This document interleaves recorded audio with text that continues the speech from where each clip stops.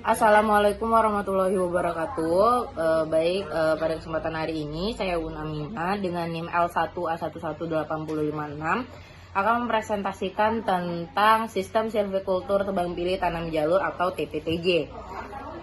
Langsung saja, untuk mendasari dari presentasi ini, untuk rumusan masalahnya, menurut keputusan Menteri Kehutanan itu nomor 485 tahun 89, bahwasanya sistem silvikultur pengelolaan hutan alam produksi di Indonesia itu dilaksanakan dengan tebang pilih tanam Indonesia atau TPTI.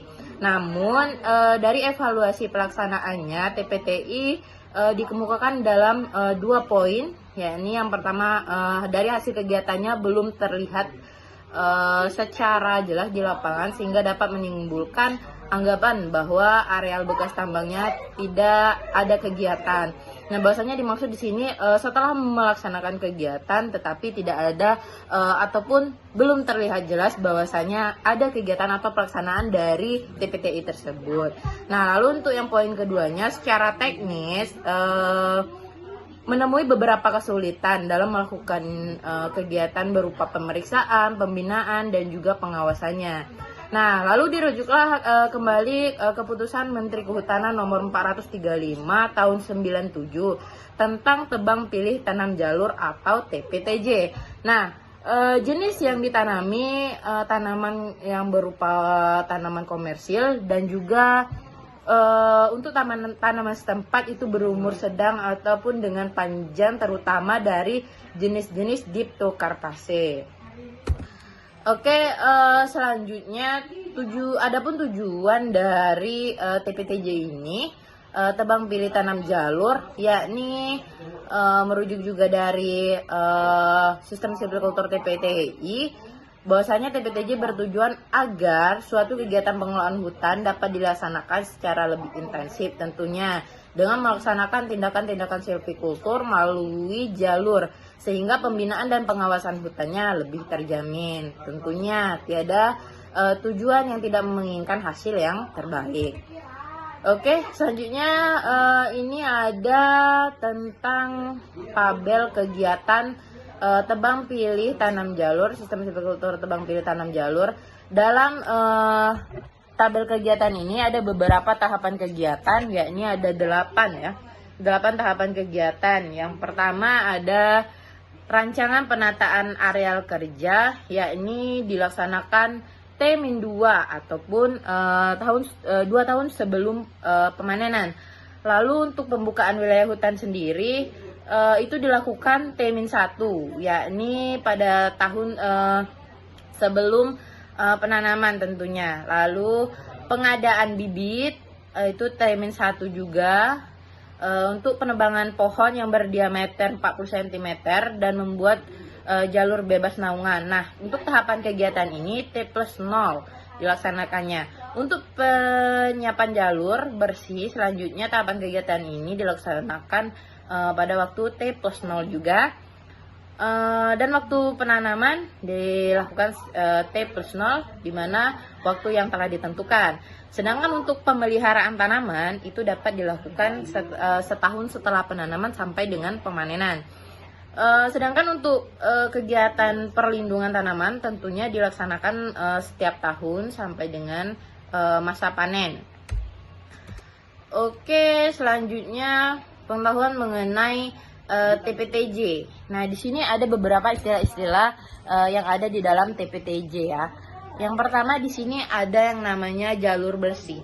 Jalur bersih itu apa? Yakni jalur yang bebas dari semak-semak dengan lebar 3 meter dan menjadi tempat penanaman. Itulah jalur yang sudah dibersihkan dan dipersiapkan untuk tahap penanaman di sistem silvikultur tebang pilih tanam jalur. Nah, selanjutnya ada jalur bebas naungan. Nah, di jalur bebas naungan ini, jalur yang dibuka selebar 10 meter yang bebas dari pohon-pohon yang dapat menaungi jalur ataupun anakan pohon tersebut. Nah, dan juga sinar matahari yang menyinari secara vertikal.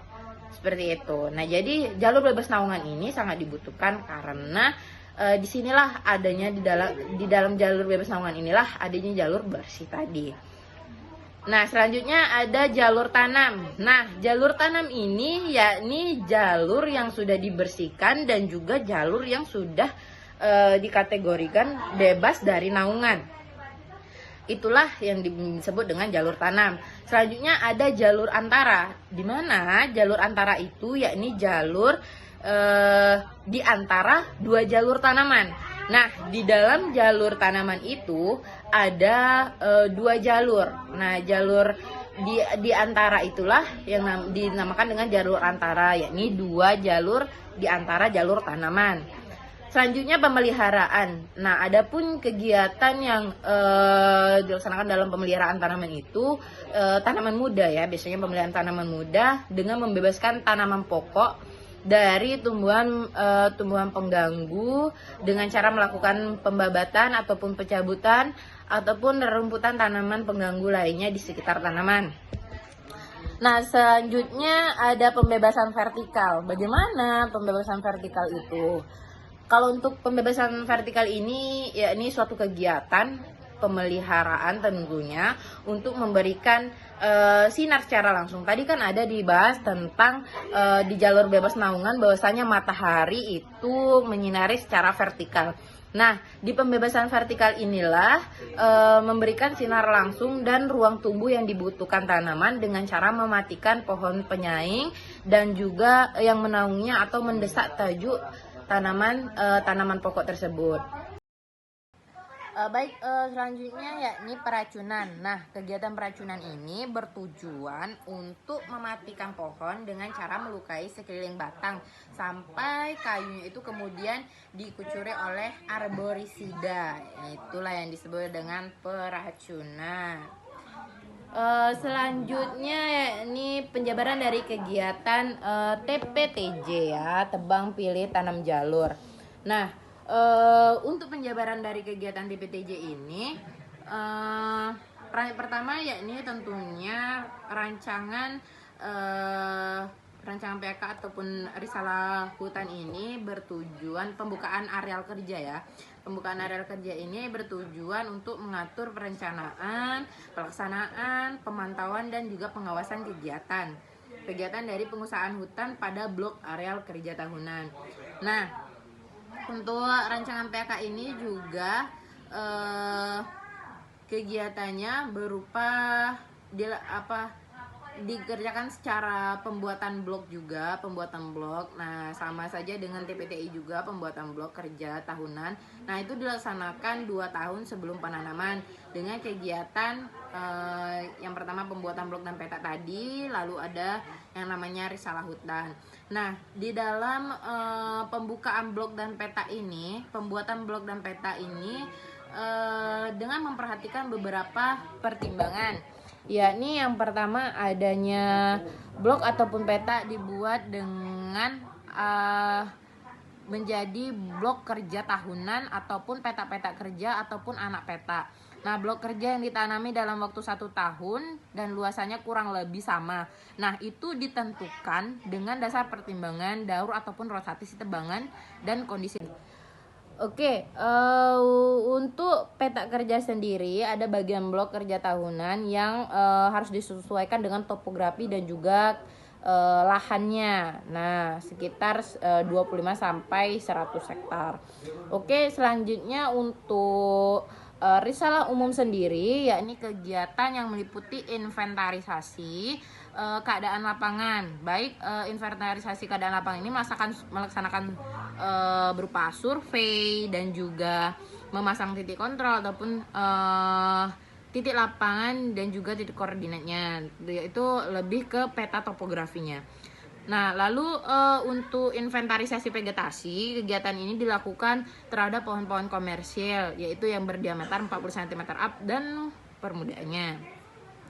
Untuk mengetahui apa? Ya, ini untuk mengetahui penyebaran pohon dan juga tegakan yang meliputi jumlah dan juga komposisi jenis serta volume pohon yang akan ditebang.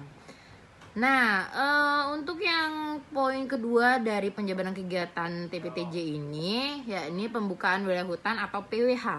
Nah, di dalam pembukaan wilayah hutan dilakukan 1 tahun sebelum penanaman. Nah, kegiatan PWH itu meliputi pembangunan jalan, dan juga pembangunan jalan ini pembangunan jalan angkut nantinya saat pemanenan, dan juga sarana prasarana, base camp, pondok kerja, dan lain sebagainya. Nah, untuk dari PWH ini dibagi poinnya menjadi dua. Yang pertama yakni pembangunan jalan hutan, yakni berupa membuat di pembangunan jalan hutan ini ya, membuat seperti rencana jaringan jalan hutan, pembukaan jalannya, udah tuh mencari dan menetapkan titik ikat, titik awal dan titik akhir rute jalan. Ketiga, adanya jalan angkutan, dibuat juga sebelum kegiatan penebangan dan penanaman dengan maksud apa? Untuk digunakan sebagai angkatan nantinya mengangkut kayu, mengangkut bibit, serta pengawasan kerja dan jalan lalu lintas kegiatan lainnya. Nah, lalu di poin kedua yakni pembuatan sarana dan prasarana, yang B-nya pembuatan apa? Yang tentunya base camp ya. Base camp ini tentunya tempat kegiatan administrasi dan juga manajemen, sifatnya itu permanen ataupun bisa juga semi permanen. Nah, bangunan base camp ini berupa seperti kantor seperti itu ya, ataupun perumahan dan juga fasilitas yang mendukung kegiatan. Lalu untuk sarana apa? Seperti pondok kerja ataupun barak kerja yang diperlukan sebagai tempat menginap para pekerja tentunya. Baik juga musola ataupun tempat ibadah dan juga tempat MCK dan lain sebagainya yang disesuaikan dengan kebutuhan tentunya.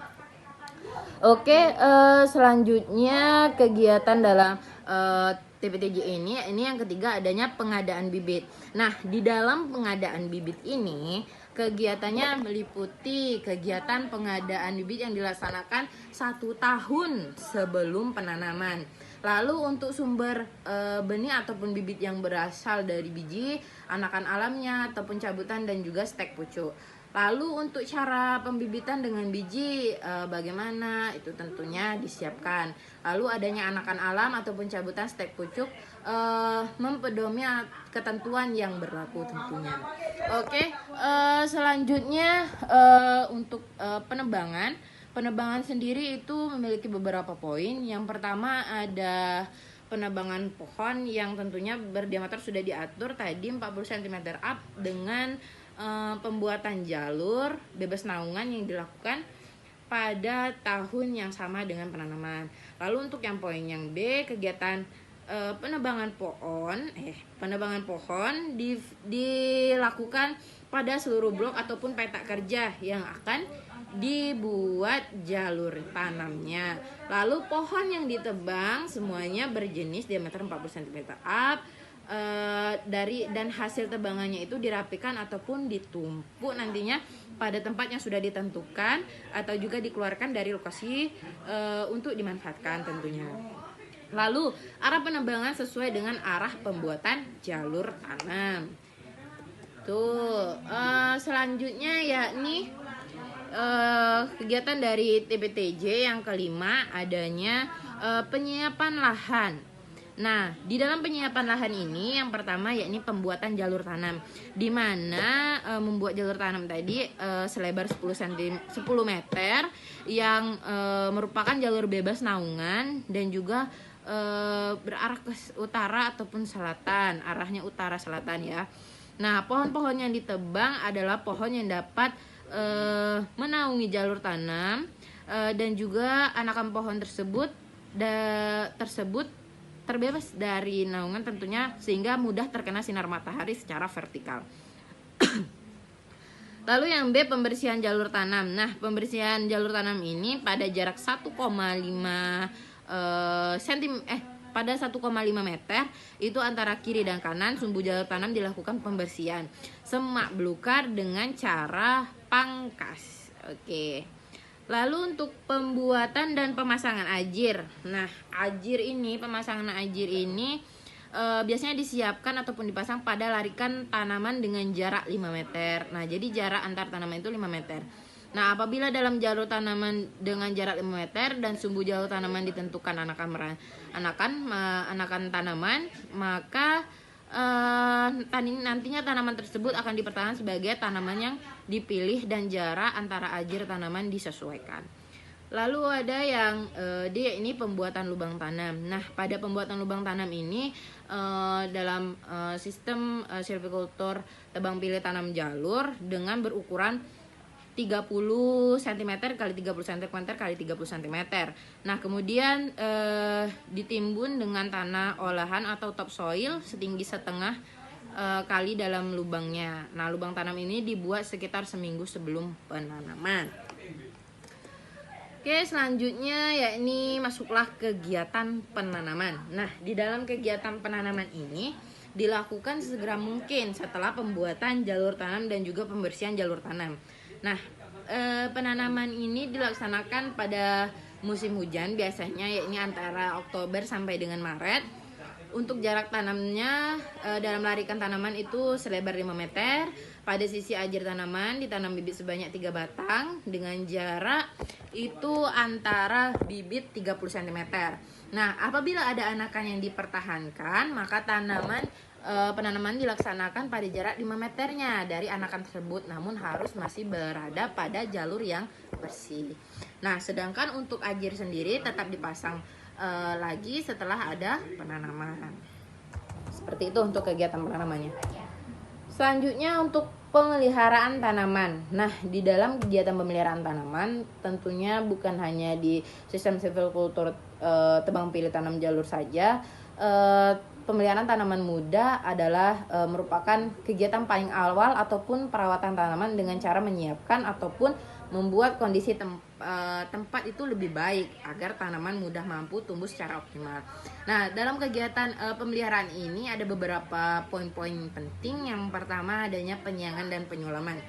Nah, jalur tanaman dipelihara agar mudah dikenal dan juga dilalui. Sedangkan penyiangan dan pengendalian gulma dilakukan dengan cara pemotongan liana, membersihkan rumput, semak dan tumbuhan bawah lainnya. Lalu untuk selanjutnya ada penyiangan dilakukan dengan beberapa pengaturan, yakni pada tahun pertama dilakukan 2 kali setahun pada larikan tanaman. Nah, lalu untuk tahun kedua dilakukan 1 kali setahun pada larikan tanaman. Untuk tahun ketiga sendiri dilakukan 1 kali setahun pada total area.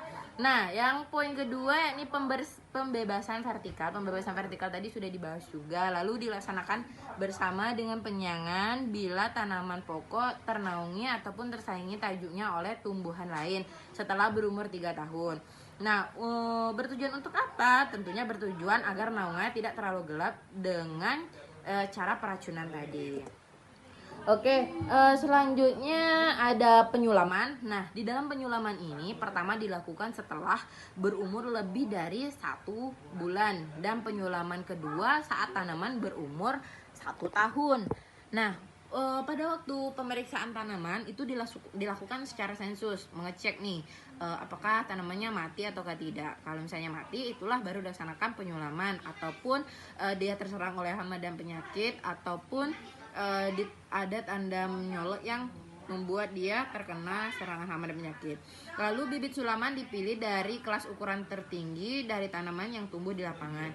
Nah, untuk penyulaman dilakukan pada waktu kapan? Waktu musim hujan. Selanjutnya untuk pemupukan. Nah, untuk pemupukan ini dilakukan bila tanaman kurang baik pertumbuhannya karena kekurangan unsur hara misalnya ataupun lain sebagainya. Nah, dosis untuk pemupukan itu dipertimbangkan dari apa? Pertama, kita harus menganalisis tanahnya, pertimbangan ekologisnya, tentunya perhitungan ekonomis juga penting. Lalu pengendalian hama dan penyakitnya, jika tak ada hama atau penyakit serius, maka tidak perlu dimonitor ataupun tidak perlu dikendalikan secara serius gitu. Oke, itulah yang dapat saya sampaikan. Kurang dan lebihnya saya mohon maaf. Saya akhiri, wabillahi taufiq wal hidayah. Wassalamualaikum warahmatullahi wabarakatuh. Salam safe healthy semuanya.